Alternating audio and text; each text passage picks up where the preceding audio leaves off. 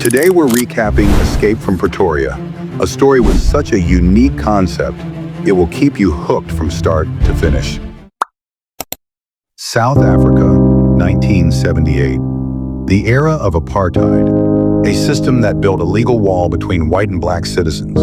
Black people were stripped of their rights, their lives were kept under oppression. Tim Jenkin, a young white South African, couldn't stay silent after witnessing all of this. For him, this wasn't just politics, it was a matter of justice. Tim decided the truth had to be told. He created leaflet bombs, small devices that exploded, scattering anti-apartheid pamphlets into the air. The pamphlets read, "Apartheid is a crime. We must unite to end it." Tim and Stephen Lee planted these devices in busy markets. When they went off, hundreds of pamphlets covered the streets, and a spark ignited in people's hearts. But to the government, this was terrorism. The police arrested both of them. The court's verdict, Tim, 12 years, Stephen, 8 years. Their new home, Pretoria prison. Inside prison, Tim began studying the guards' routine. Who opened which gate, who checked which lock, and which key fit where. Until one detail caught his eye. A bunch of brass keys hanging from a guard's belt. Each key had its own unique cut, its own shape. And in Tim's mind, there was only one thought. If I want to get out of here, I'll have to make a duplicate.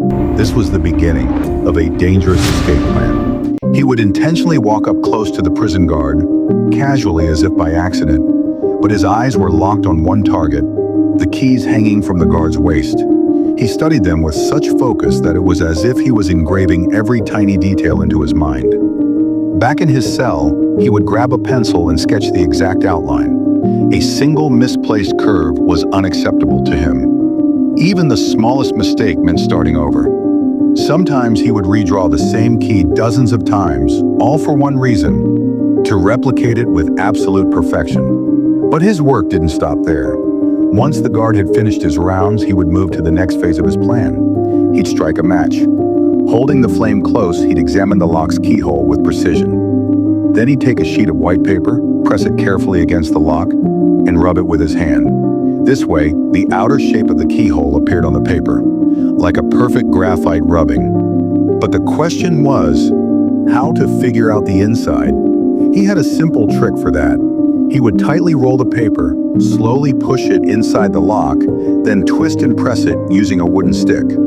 The imprint of the internal shape would transfer to the paper. He compared this with his sketches, refining the design.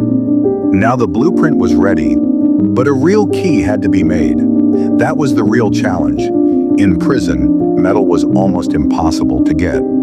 But this man had an IQ of 150 and quickly came up with the answer.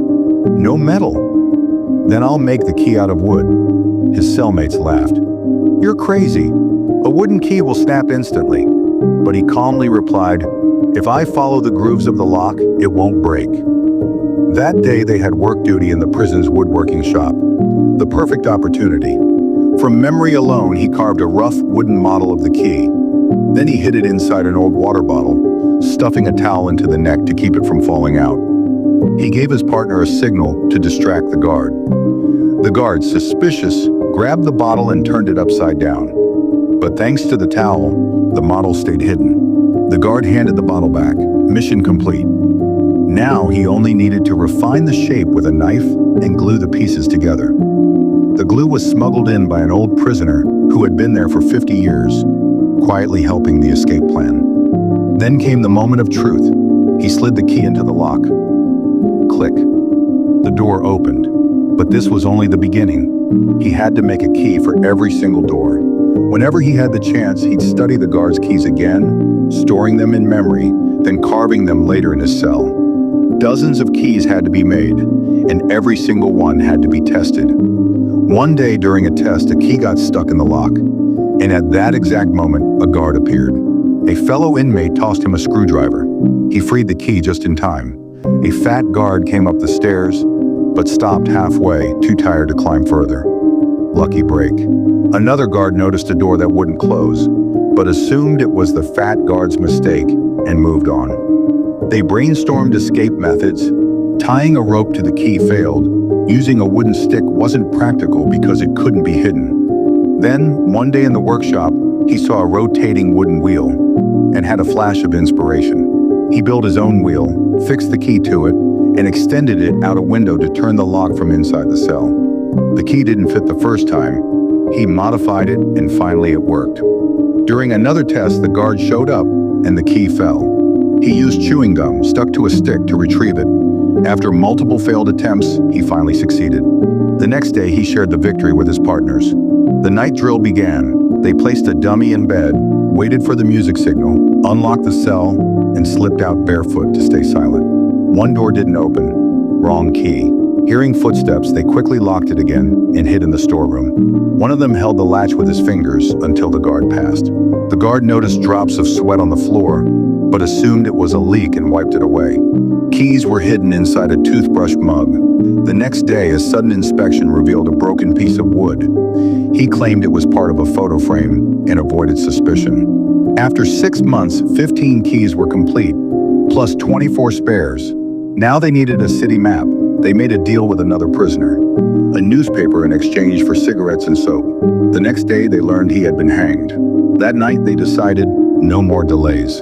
The escape was tonight. Disguises were ready, but the fat guard found a piece of iron wire in the storeroom. While another prisoner distracted him, the escape team opened the iron gate. One man opened doors, another closed them behind, moving quickly through the prison. At the final door, none of the keys worked. The guard had never carried this key at all. Mark decided to break through the wooden door, a huge risk. After 10 minutes of hammering, the door gave way. They changed into their disguises and reached the outer yard. They waited for the guard to turn, then quietly slipped out. They walked calmly past the prison perimeter, hailed a taxi, and headed for another city. The next morning, when the guard checked the cells, the old prisoner realized they'd made it. This was a true story.